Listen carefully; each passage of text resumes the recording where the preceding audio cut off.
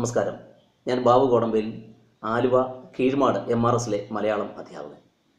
8ാം ക്ലാസ്സിലെ മാറിയ പാഠപുസ്തകങ്ങളെ പരിചയപ്പെടുത്തിക്കൊണ്ട് ക്ലാസ് മുറികളെ കൂടുതൽ സർഗാത്മകമാക്കാൻ സഹായിക്കുന്ന രീതിയിലാണ് ക്ലാസ് മുറിയിലെ മലയാളം എന്ന ഈ വീഡിയോ ട്യൂട്ടോറിയൽ തയ്യാറാക്കിയിരിക്കുന്നത്. നമുക്ക് കേരള പാഠാവലിയിലേക്ക് കടക്കാം.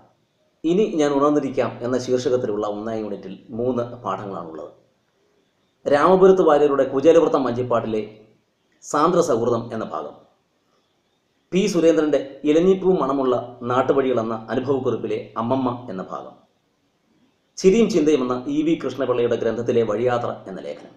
ഇതിൽ സാന്ദ്ര സൗഹൃദം, അമ്മമ്മ എന്നീ പാഠങ്ങളാണ് ജൂൺ മാസത്തിൽ നമുക്ക് പഠിക്കാനുള്ളത്.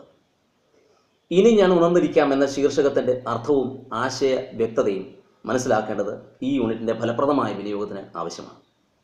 ONV കുറുപ്പിൻ്റെ ശാർംഗക പക്ഷികൾ എന്ന കവിതയിലെ ആദ്യ വരികളാണ് ഇനി ഞാൻ ഉണർന്നിരിക്കാം നീ ഉറങ്ങുക എന്നുള്ളത്.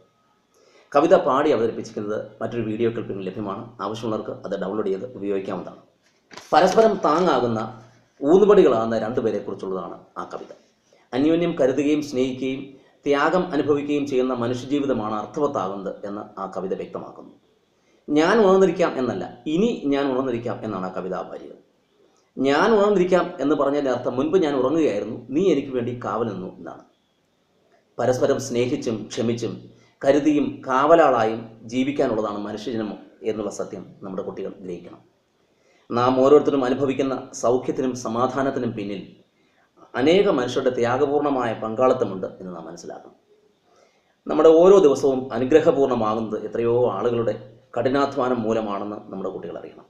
ഭവനങ്ങളിൽ, സ്കൂളുകളിൽ, പൊതു ഇടങ്ങളിൽ, ഉദാഹരണമായി ദിനപത്രവും അരിയും പാലും പച്ചക്കറിയും നമുക്ക് നൽകുന്ന മനുഷ്യരിൽ തുടങ്ങി ബസ് ജീവനക്കാരും ഓട്ടോക്കാരും തൂപ്പുകാരും എല്ലാം പലതരത്തിൽ നമ്മെ സഹായിക്കുന്നുണ്ട്.